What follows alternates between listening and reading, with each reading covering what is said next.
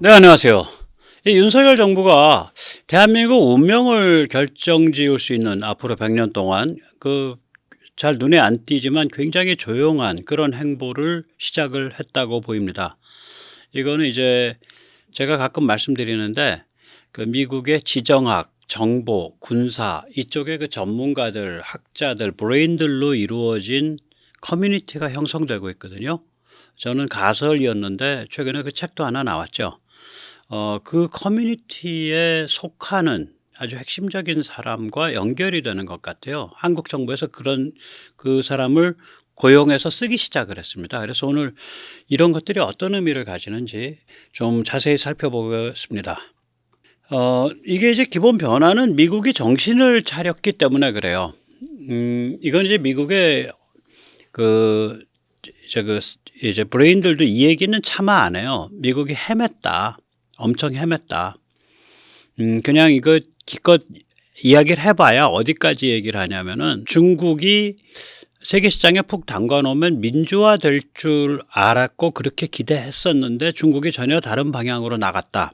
그 정도까지는 얘기를 하죠. 2018년에 펜스도 허슨 연구소에서 연설을 할 때 그렇게 말을 했죠.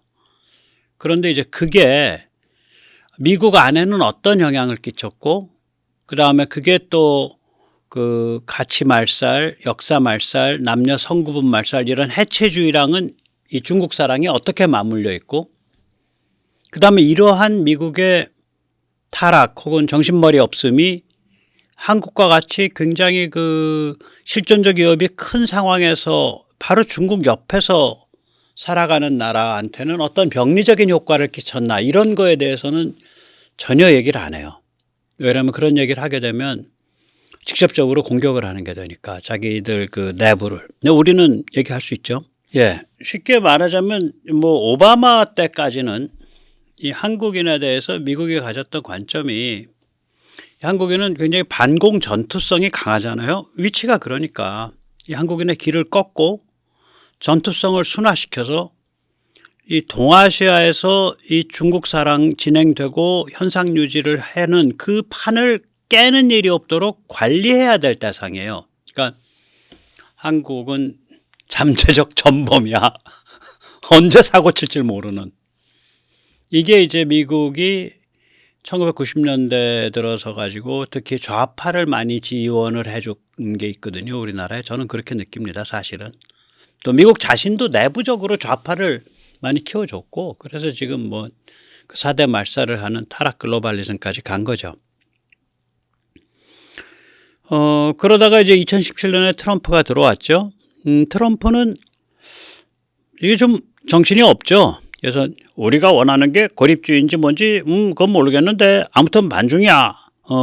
동맹인지 아닌지도 모르겠어.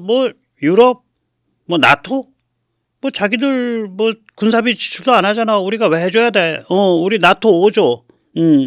그러니까 나토 회원국 중에 하나라도 침략당하면은 공격당하면은 미국이 자동적으로 개입한다. 다른 나토 국가들이 모두 개입한다. 우리 미국은 그 나토 5조 그거 지킬 뜻이 없어. 한국도 주한미군 방 빼면 되지. 거기 돈 많은 나라 아니야. 아무튼 근데 북한이 사고 치면 북은 핵으로 조져버릴 거야. 정은아, 내가 너보다 큰 단추 갖고 있어. 너 그거 알지? 트럼프는 그거예요. 트럼프가 나토에 대해서 나토 5조 안 지키겠다. 나토 탈퇴하겠다. 그 얘기 했었어요. 그래가지고 유럽이 다 뒤집어졌었다고요. 그러니까 이 사람은 여러 가지 얼굴이 있는 거예요. 한쪽으로는 막 반중으로 밀었고 한쪽으로는 도덕적 보수주의 밀고 한쪽으로는 고립주의고 좀 복잡합니다. 아무튼 그 족보가. 이 바이든 때부터는 이게 바이든이 잘나서 그런 건지 아니면 좀 다른 이유가 있는지 전 다른 이유가 있다고 보는데 중국을 이 첨단으로부터 추방해 버렸어요. 그러니까 중국의 첨단 기술, 첨단 투자를 차단 억제했죠. 중국의 첨단 산업을 차단시켜 버렸다고요. 그 다음에 이제 중국에 대해서 야, 너 우크라 전쟁에서 보니까 너 확실하게 너 푸틴하고 깐부 사이구나. 이란 하마스 테러 학살에서도 보니까 너 좀 이란이랑 깐부하잖아. 너 그거 야, 너는 안 되겠어. 너는 그냥 차이나 디리스킹이 맞아. 너희야말로 미국에 대한 포괄적, 전략적, 지속적 도전을 하는 유일한 나라지. 일단 뭐 그렇게 큰 깊이는 없지만 굉장히 스마트하고 세련된 사람이 아들 부시 때 국무장관을 한 그 흑인 학자, 스탠포드 대학교 교수 콘돌리사 라이스죠. 콘돌리사 라이스의 말에 의하면 중국만이 경제와 기술과 군사 이 세 측면에서 미국과 다이다이 맞짱 뜨려고 하는 나라다라고 얘기를 해요. 그러면서 콘돌리사 라이스는 원래 그 소련학 전공자입니다. 그러니까 소련이 망하기 전에 아직 소련이 존재할 때 소련학을 했죠. 소비에톨로지라 그럽니다. 그래서 콘돌리사 라이스는 이 중국과 소련의 차이점에 대해서 이렇게 말을 합니다. 소련은 말하자면 그 군사적으로는 거인인데 기술과 경제에서는 난장이었다. 미젯. 그렇게 얘기를 하거든요. 그런데 중국은 다르다. 여기는 군사, 경제, 기술 다 미국과 다이다이 맞짱 뜨겠다고 덤빌 수 있는 유일한 나라다. 잠재적으로. 그래서 이제 중국을 이제 그런 첨단으로부터 다 차단을 하고 또 밑장 빼기, 이제 중국으로부터 오프쇼어링 하는 거 이걸 같이 하고 있죠. 이러다 보니까 이제 한국이 이제 눈에 새롭게 들어오는 거지. 또 한국에 윤석열 정부 들어서서 정치가 정상화되니까 더욱더 한국만한 동맹이 없는 거죠. 중국과 한판 겨룰라니까. 그러니까 이제 캠프 데이비드에서 자유롭고 평화로운 통일 한반도란 말이 나왔고 빅터 차 이 사람도 굉장히 스마트한 사람인데 얌전한 분이에요. 그래가지고 말을 굉장히 아끼는 사람인데 전에 제가 잠깐 들려드렸듯이 뭐 북한 언제 망할지 몰라요. 이런 얘기를 한단 말이에요. 존 볼턴 이게 이제 제가 이제 가끔씩 욕을 좀 하죠. 네, 그 네오콘의 약장수였죠. 아들 부시 때. 그래가지고 상원에서 조사를 받기도 하고 그랬습니다. 그리고 이제 트럼프 때 트럼프가 뜰 것 같으니까 또 거기 가서 잘 짝짝꿍해서 네오콘에서 갑자기 고립주의적인 성향을 해서 NSA를 했죠. 저는 해서 뭘 좀 잘할 줄 알았더니 별로 잘하지 못하고 수틀려서 나간 다음에 또 트럼프 엄청 공격하고 할 수 있는 말 없는 말 다 까발려서 좀 엉뚱한 사람이에요. 엉뚱한 사람이니까 엉뚱한 사람이 저 위치까지 갔다는 얘기는 이게 그 눈치가 구단이란 얘기 아닙니까? 그러니까 딱 풍향을 보니까 존 볼턴이 풍향을 보니까 미국의 이 동아시아 전략에서 이 북한 자유화 카드, 한반도 통일 카드가 좀 뜨는 것 같거든. 그러니까 10월 초에 VOA하고 인터뷰하면서 한반도 통일돼야 됩니다. 이 얘기를 하더라고요. 그러니까 이런 증상들이 캠프 데이비드, 빅터 차, 존 볼턴 이런 그 통일에 대한 미국이 이런 입장을 보여준 게 말하자면 메가더 해임되고 나서 처음이죠. 70여 만에. 메가더 해임되고 처음입니다. 메가더가 51년도 봄에 해임됐으니까. 그래서 이제 이런 관점에서 보면 이제 한미 관계가 완전히 달라질 수밖에 없는 거죠. 예. 이제 근데 이러한 변화를 뒤에서 실현하는 어떤 집단이 있을 거 아니에요, 이게. 이 집단이 제가 GIM 커뮤니티라고 이름을 붙였습니다. GIM 커뮤니티, 뭐 김 커뮤니티냐? 네, 맞습니다. 그래서 오늘 연상 쉬우시라고 이렇게 김을 한 봉지 갖고 왔습니다. 예, 김 커뮤니티입니다. 예. 그러니까 이게 이제 지오폴리틱스 G는 그러니까 글로벌 지정학 전략 전문가들. 그다음에 I는 인포메이션 커뮤니티, 정보 전문가들. 그다음에 M은 밀리터리, 군 전문가들로 해서 이 GIM 커뮤니티가 형성돼 있습니다. 뭐 저는 이걸 추정을 했었는데 제 추정이 맞은 것 같아요. 미국에서 그걸 다루는 책도 나왔으니까. 이 사람들은 이제 전문가들인데 이 사람들이 국가 아젠다를 세팅하고 정부뿐만이 아니라 월가, 빅텍, 거대 다국적 기업 및 세계시장 네트워크를 움직여요. 그러니까 경제 메커니즘을 움직인다고요. 그리고 우방 찾아다니면서 우방의 민간, 군부, 정보계통과 밀접하게 접촉해서 튜닝을 해요. 그 일종의 다영역 활동을 하는 거지, 입체적.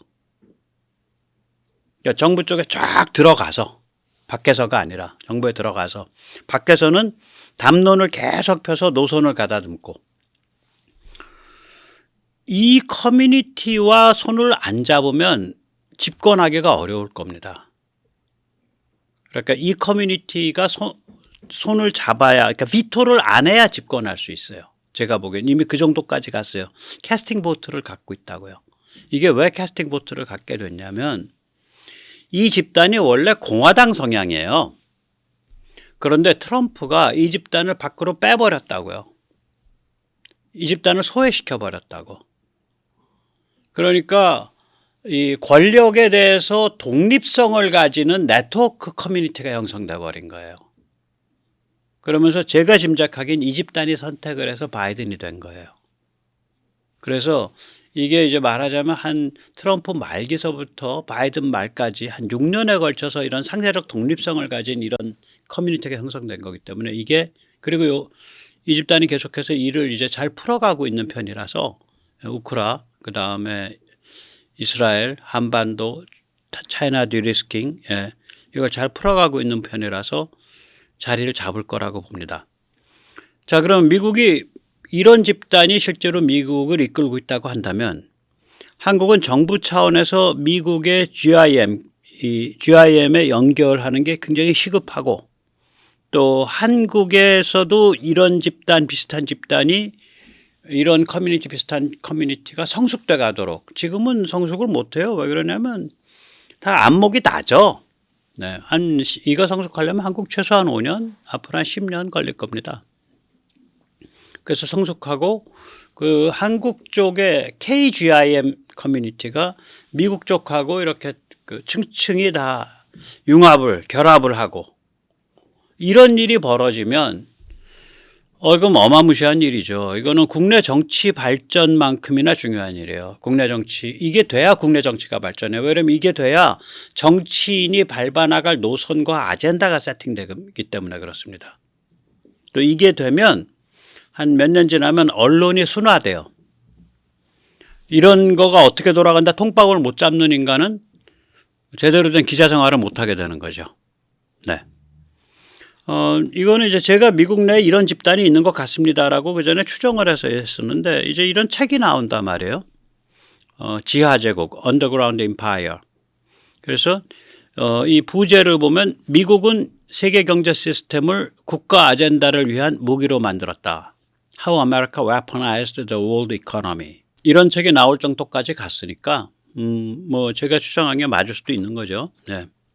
자, 정부 차원에서 미 GIM 커뮤니티와 결합이 시작됐다. 이제 그 말씀을 드리는데, 이 같은 결합이 윤 정부에서 일어나고 있는데 이게 보이지 않는 업적, 조용한 거예요. 굉장히 조용한 업적인데 굉장히 중요하고 굉장히 장기적인 거죠.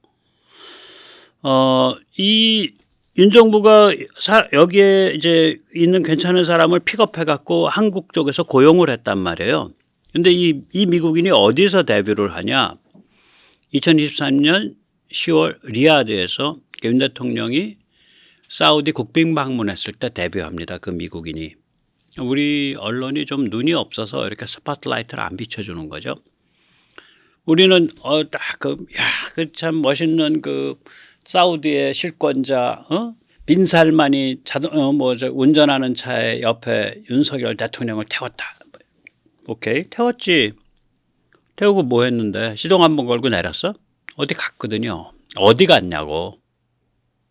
그 사람이랑 같이 놀러 갔어요. 야, 그 자리가 무슨 자리였냐? 태우고서 미래투자구상재단이라는, 미래투자구상재단, Future Investment Initiative 재단이라는, 그게 이제 국부펀드가 운영하는 재단이에요. 그 국제회의장까지 이제 이 빈살만, 이 왕세자가 몰고 간 거예요. 거기서 이제 윤석열 대통령이 연설을 한 10분 정도 합니다. 연설의 이제 끝부분만 잠깐 보시겠습니다. 그 회의장의 분위기를 이렇게 보시라고. 네. There is an Arabic proverb saying, choose your companion before you go on a journey. The Republic of Korea is a reliable and innovative partner that you can forge solidarity together for the future. Distinguished leaders from around the world and business leaders, I look forward to having you on board on the Republic of Korea's journey toward a new era. Thank you. Shukran jazilan. 네. 여기 저기 딱 저기 뭐야 그 빈살만이 딱 그 이거 끼고 이거 끼고 해갖고 여기서 다 이거 박수 치고 그러잖아요. 예. 그러니까 이 청중으로 앉아서 자기가 차 태우고 와서 그런 자리였어요, 이게. 국내 언론에서 좀 잘 보도를 이렇게 스포트라이트를 제대로 줘서 했었으면 좋았을 텐데. 자, 이 연설이 끝나고 나서 이 무대에 한 남자, 한 미국인이 등장을 해요. 이 무대 자체도 미국인 여성이 전체 사회를 맡고, 그건 사회고, 그러니까 식순을 진행하는 또 다른 한 남자가 무대에 등장을 해서 모더레이터로 이제 그 여러 사람 보는 자리에서 앉아서 윤 대통령과 함께 앉아서 인터뷰를 합니다. 근데 이제 좀 생긴 것도 그렇게 별로 뭐 이렇게 스마트하게 못생겼고 좀 이렇게 두꺼비 같이 생긴 데다가 말도 좀 이렇게 좀 뜨악하게 해요. 그래서 그것만 보고선 야, 스마트하고 무시무시한 사람인가 보다 이런 느낌이 안 드는데 그 사람이 그 사람이에요. 예. 예. 스캇 스나이더. 한 15분, 10분 정도 인터뷰했는데 제가 딱 한 구절만 보여드리는 거예요. 예. 한번 보십시오. So you've mentioned about the history of the relationship, but you also hinted that it feels like there is a transformation occurring in the relationship between the Republic of Korea and the Kingdom of Saudi Arabia. And so I'd just like to ask, what are the main drivers for this transformation? The most important driver of our cooperative partnership between Korea and Saudi Arabia would be that for the last 60 years, Korean companies participated in the infrastructure building and various construction projects, and we have built very deep trust with each other. Korea actually contributed to the rapid industrialization of Saudi Arabia and has pursued cooperation as a key partner. Therefore, such economic cooperation and also expanding of our cooperation scope would be the main driver of our future cooperative partnership. Most of all, the mutual trust for each other would be the greatest driver of our cooperative partnership.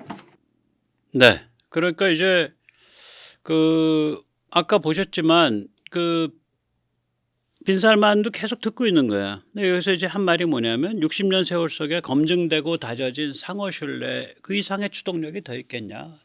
우리도 사우디 속내 알고 사우디 우리 속내 알고 우리 실력 알고 우리 사우디 신용한다. 예. 뭐 그런 거죠. 예. 실제로 제가 사우디 가서도 깜짝 놀랐던 게 2006년에 갔거든요. 저는 그 아람코 석유회사의 보안대장을 했던 할아버지예요. 근데 아람코 석유회사의 보안대가 사우디 경찰청보다 더 셉니다. 국가 명운을 잡고 있는 데니까.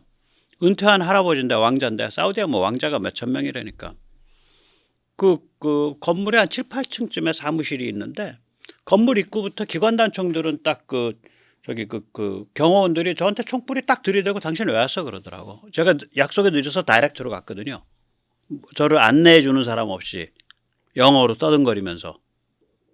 제가 다른 데 들렸다 가야 돼서 늦은 건 아닌데 그 가서 앉으니까 이제 커피 한 잔 주고 사우디 커피 좀 이상하게 타죠. 뭐 이상하게 물에 우린 것 같이 비슷하게 해서 주면서 그 뭐라고 자기들끼리 하는데 그 통역해 주고 그 자리 만들어 준 그 양반이 그 사장님이 이제 영어 잘하는 분이요. 한국 사람들이 지금 저기 고속도로니 인프라 여기 다 지었어. 저 사람들 대단해. 그 말을 했다는 거예요. 그래서 제가 참 야, 우리 선배들이 참 고생 좀 했구나. 예, 그걸 느꼈습니다. 네. 자, 어쨌거나 예. 그 바로 이 사람이에요. 이게 이제 어떤 사람이냐면 그러니까 이제 빅터 차 같이 이렇게 빅터 차는 이제 뭐 굉장히 학벌도 좋고 좋은 대학의 교수잖아요. 조지타운 대학의 교수고. 그러니까 이 아카데믹 백그라운드로 보면 이제 그 빅샷이죠. 빅터 차는. 그런 타입은 아니야. 그러니까 그렇게 그 대학에서 잘 날리는 교수 이름을 갖고 명함이 그렇게 화려한 사람이 아니에요. 빅터 차 같이. 그러나 굉장히 전략적인 브레인이에요. 굉장히 전략적 브레인이고 한반도 문제를 계속 들여다보고 고민한 사람이에요. 미국의 그 무시무시한 단체 있죠. CFR이라고 Center for Foreign Relations 외교위원회라는 단체, 외교협회, 외교위원회인가 외교협회인가. 예. 거기에 이 한반도 동아시아 쪽 총대장이죠. 예. 그랬죠. 그러니까 연구원으로 그 단체 연구원으로 쭉 연구만 해온 사람이죠.